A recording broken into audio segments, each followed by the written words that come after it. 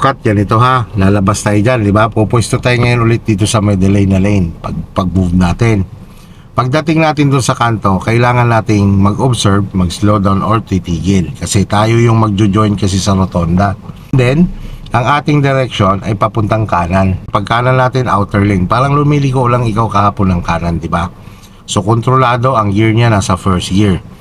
Tapos yon, pagkakanan lang natin ng konti dyan, may arco dyan, yung pasukan ng mountain rock. Ang pagliko naman doon, kailangan matanaw mo muna yung driveway or yung pasukan ng mountain rock, ano, bago ka napihit ng manibela. Okay, sige, tara.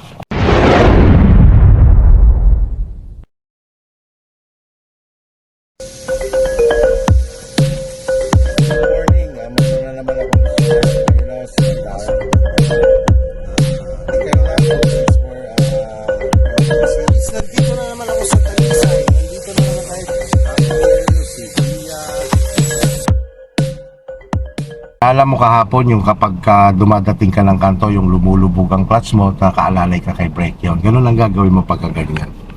Sige, signal ikaw sa kaliwa, tingnan mo ang kaliwa. At second gear. Kaya pa yan yung second gear. Lubog si clutch, alalay si brake. Alalay si brake ha, o pasok sa first gear. Lipat na sa first gear. Yan, pwede na tayo lumiko ha. Diretso, sige, liko. Iliko, bitaw si clutch. Yan, sigo pa. Yan, dito tayo sa outer lane ha. Yan, dito yan. Kasi papasok tayo doon. Bawi, pinabela. Yan, sige, gas control lang ikaw. Signal naman ikaw sa kanan. Sige, gas control lang ikaw. Bago sumapit ng kanto or pasukan, lubog mo naman si clutch. Tapos alalay kay brake. Lubog si clutch. Ikot mo ang manubela sa isang ikot pa kanan. Yan. Okay, sige, move. Tapos dadagdag ka pa niyan ha. Yan, hanggang dyan lang bitaw sa clutch ha. Dagdagan mo lang ng konti. Dagdag din si manubela. Dagdag si manubela. Sige, dagdag si manubela. Dagdag si manubela. Yan. Bawi si manubela. Yan. Pagka halimbawa lumiliko ka, tingin mo dun sa unahan mo na hindi pa humarap, magdadagdag ikaw ng manibela, no? Okay, sige, gas up ikaw. Hanggang second gear lang naman tayo dito. Gas up, second gear. Palaalala mo kahapon yung nasa Lipa Royal tayo. Pag dumadating ka sa kanto nang nilulubog mo ang clutch, tapos nakalalay kay brake, tapos lipat sa first gear, di ba? Yan. Yan ito ang gawin mo dito. Kasi ito makipot. May guard dyan. Bago mag-guard, may kanto sa kaliwa. Tayo liliko sa kaliwa. So ganun pa rin. Yung turo ko sa'yo kahapon. Yan, lubog mo si clutch. Yan, lipat sa first gear. Yan, shoulder, no? Shoulder up. Huwag ka pupunta sa gas mo na. Shoulder.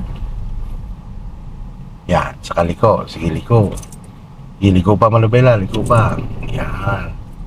O lubog ulit si clutch. Alalay kay brake. Yan, balik ka manubela. Yan, galaw ulit. Okay, clutch brake. Sa dulo, kakanan tayo. Ganun pa rin, kukontrolin mo ang sasakyan mo kapag lumiliko. Tapos, syempre, mag-focus ka kung anong hugis ng kalsada, yun din ang pihit ng manibela mo, no? So dito, ang management lang natin dito, first gear lang. Hindi tayo magse-second gear muna, no? Sige, tara. Up. Hold mo, teka, ganito. Para hindi mo to lagi nakakalimutan, hold mo si brake, i-release mo na kaagad dito. Yan. First gear. Yan. Basta pagka ganyan, patag, yan. Ganda ng paa mo. Ang galing ng footwork, no? Pangsalang na to sa traffic. Pangsariyaya na daw, sabi ni Sex. Seryoso masyado to. Yes, mamaya pa ito magkukwento pagpunta dyan. Ang dami nito ikukwento. Salain mo na rin na nagsisignal ka. Signal yun, attention. Kanan yan, pakanan. Yan, ganyan lang. Pwede mo siya i-gas control. Pero mas maganda dyan na ilulubog mo ang clutch mo para nakukontrol mo talaga ang pagliko mo. Tapos pag ayaw niya gumalaw, bitaw lang ako.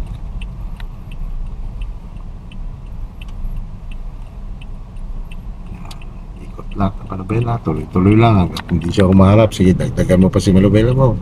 Dagdag si manubela, dagdag. Away si manubela, pansinin mo mo kat, naka-incline tayo. So may mga sitwasyong kalsadang ganito, no?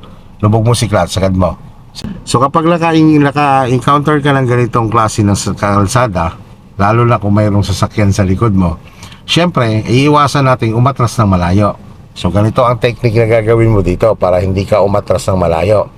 Bitawan mo ng dahan-dahan si clutch, ramdamin mo yung vibration. Yun yung sinasabing biting point. Ano? Pag naramdaman mo na yon, mabilisan lipat sa gas. Pag lipat mo sa gas, pagsasabayin mo na yung dalawa. Ano? Yung clutch umangat, dahan-dahan, tuloy-tuloy din sa paggagas. Ano? Okay, sige. Si clutch mula. Bitawan mo lang muna dahan. Hindi, wag si brake. Wag mo muna bitawan si brake. Okay, si clutch mula. Dahan-dahan mong bitawan. Yan. Diba? Vibration. Stay mo ngayon ang paa mo sa clutch. Punta ka sa gas. Yan. Tapos, pagsabayin mo yung dalawa. Up, up, up, up, up, up, up, up, up, up, up. Apak sa brake, apak sa brake, apak sa brake. Yan. Apak sa brake ka. So, kailangan kasi iiwasan natin dito. Kaya natin to inaaral. Iniiwasan natin dito umatras ng malaki. So, okay lang umatras ng kaunti. Huwag lang malaki kasi nga minsan nga talaga tinututukan tayo sa kalsada, no? Okay, sige, bitawan mo, dahan-dahan mo lang ang clutch mo. Yung alamdamin mo nagba-vibrate siya. Sige, kunti pa. Kunti pa. Yan, yan, no? So, huwag mong galawin ang clutch mo. Punta ka ngayon kay gas. Sige, punta sa gas.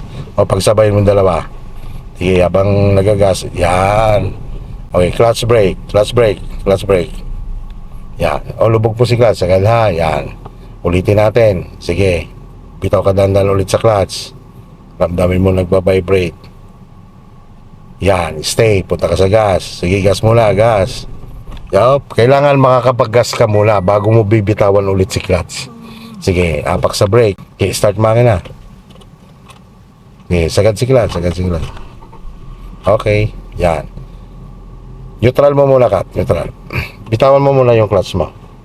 Yan. Kailangan, kat, pagka alam mo, naramdaman mo ang paa mo na gumigitna na sa pag-apak sa clutch, i-neutral mo muna siya. Kailangan i-position mo siya ng tama. Kasi minsan tingnan mo, akala mo nakasagad ka na kay clutch, hindi pa pala. Okay, sige. Yan. Yan, bitaw mo dahan-dahan si clutch.